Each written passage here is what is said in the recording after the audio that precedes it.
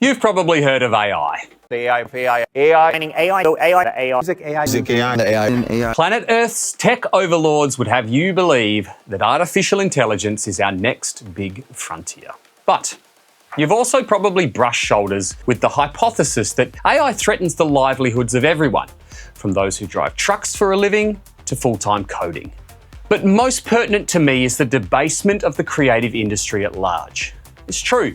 If you take the doomsayers at face value, they'll tell you the things creative people have spent an entire lifetime mastering or perfecting will soon be replaced by what a computer can do in a matter of seconds. I like to think of myself as an optimist. Yes, I grew up watching Star Trek: The Next Generation. I'm constantly utilising technology for my own advantages, from the latest virtual instruments to large sample libraries, and of course, the technology that makes all of this so widespread and available to everybody. Thank you, Internet. But where is artificial intelligence and music production at right now? We've all heard stories of people producing music with AI services like Suno and releasing them on Spotify. So today I want to have a look at my latest production called Cloudburst, which has been signed to future sound of Egypt Argento. Link in the description below, by the way. We'll do a deep dive on some key elements of the track, but most importantly, look at a breakdown where I attempted to use artificial intelligence to sing arguably the most important part of the track, the vocal hook. My aim was to see whether I need to quit using lowly humans or whether the artificial intelligence is just not there with music production yet. So the first thing I want to do is set the scene. So let's have a quick listen to how Cloudburst sounds in general.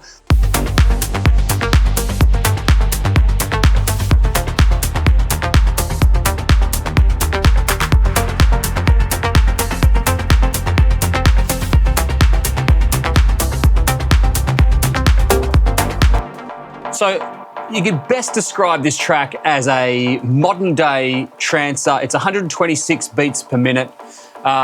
It's got elements of house music. It's got plenty of elements of trance music. Yeah, I would best describe it as something that's heavily influenced by early 2000s trance music, because that's really what got me into trance music in the first place. So the first element that I want to break down is the bass line, and it's made up of three key parts. The first of which is a high-passed rolling layer, and then I'm passing all of the high-end energy out of them, which leaves something which sounds like this.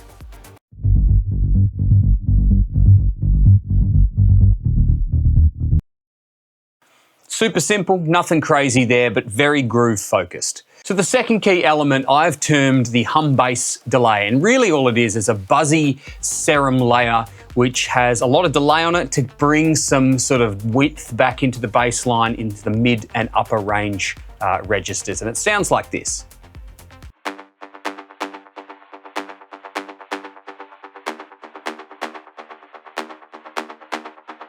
And lastly, but certainly most importantly, we have our guitar bass pluck. This is actually the main motif of the track. It's introduced from the very start and then evolves later as the main lead takes over the exact same notes but produced at an octave higher.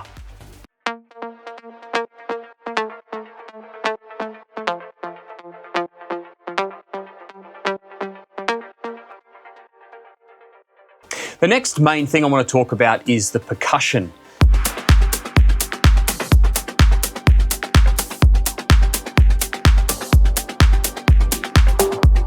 It's probably easy to think of this as quite a simple groove that could be pieced together easily from a sample pack. However, I think the magic of the simplicity is brought out with two key elements, and the first of which is, I call them the bassline hats.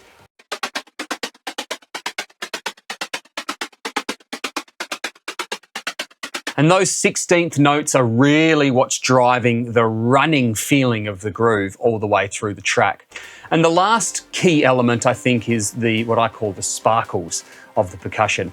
And this can be characterized by hat splashes, little knock sounds, crunchy parts that happen maybe once or twice during certain sections of the track and maybe nowhere else in the track. And this just really gives life to and a feeling to an evolution of the track over time, as opposed to just feeling like one static loop all the way through.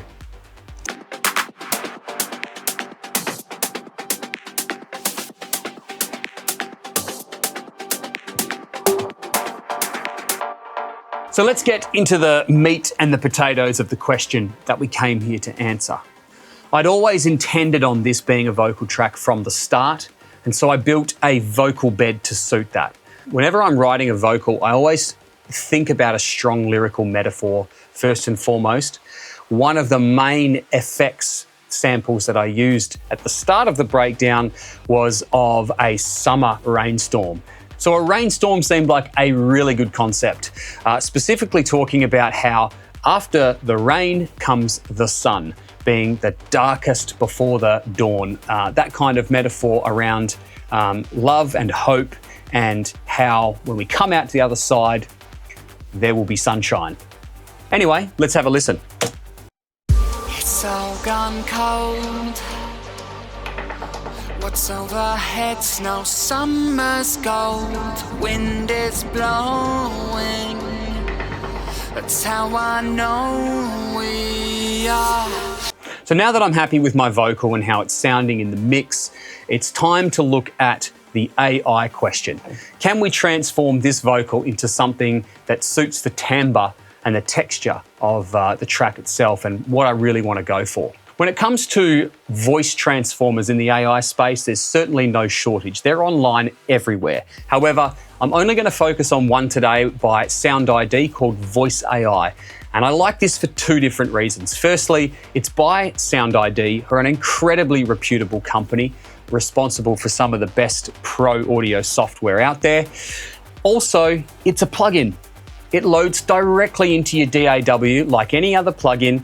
And even though it does outsource to its LLM to transform the vocal, having it right there in your plugin and cooperate with your playhead and all of that just feels way more cohesive. Once you've decided on a voice that you like, you can simply arm the plugin to record, and then all you have to do is hit play.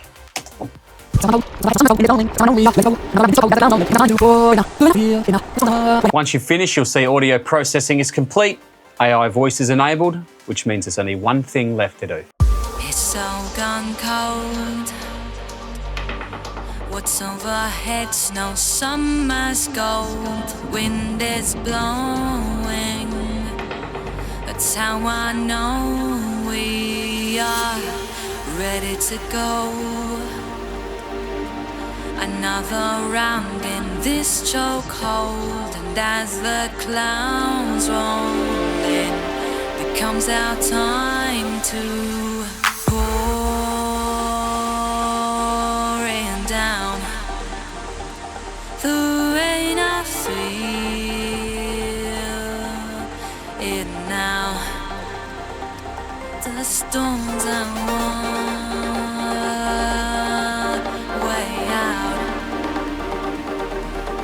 After rain comes the sun.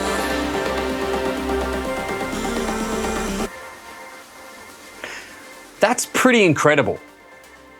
To think that that's the worst that AI will ever be, it's only going to get better from here. I mean, that is 95% of the way there. It's not perfect. It sounds too robotic. Would I pitch this vocal to a record label to be signed? No. And it's for that reason that this vocal didn't make the cut. This became a non-vocal track. Let me know in the comments below, though, if you think that that vocal is a good one and whether it's worth salvaging and using on a different track. I'd love to hear your feedback and thoughts around the quality of the AI there and whether it's worth repurposing that in the future. So there's really only one thing that can replace a vocal hook in terms of importance for a track. And for me, that's a lead, a hero lead.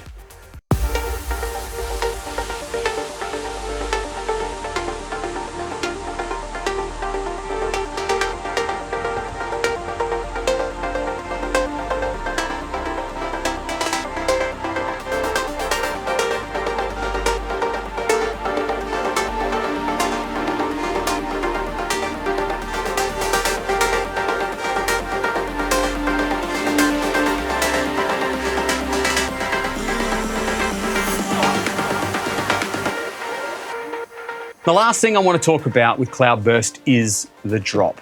A lot of people will say that the drop is the most important part of the track, and I think in any good progressive track, it's an opportunity to bring something new to the track that wasn't there before.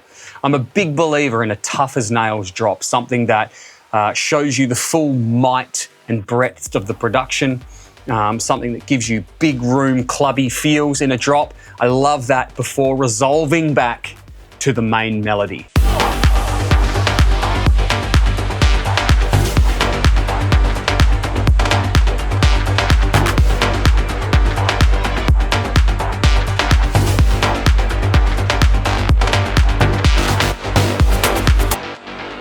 So that is Cloudburst. I think I had more fun writing this track than any other I have so far. And you know, I learnt a lot. The landscape for all places of work is changing so rapidly, it's almost impossible to keep up. And music production is certainly not immune. Does AI vocal transformation work at this level yet? Well, my answer is no. But it's a tool for auditioning vocal styles, timbres, or for an endless foundry of vocal pads and effects. Absolutely yes. To my earlier point, what's truly amazing is that this is the worst that AI will ever be. As large language models continue to improve, I can absolutely see a world where AI vocal top lines are mainstream. Whether that's a good thing or not is entirely debatable. For me, these are tools to be made and used by humans for humans. We may be the only race who derive meaning from music, and if that's true, then the human experience is our zenith. We must place a priority on the aspects of arts which only humans are capable of and celebrate those above artificial intelligence. At least until Skynet goes live and we're all enslaved. Comes the sun. Human music.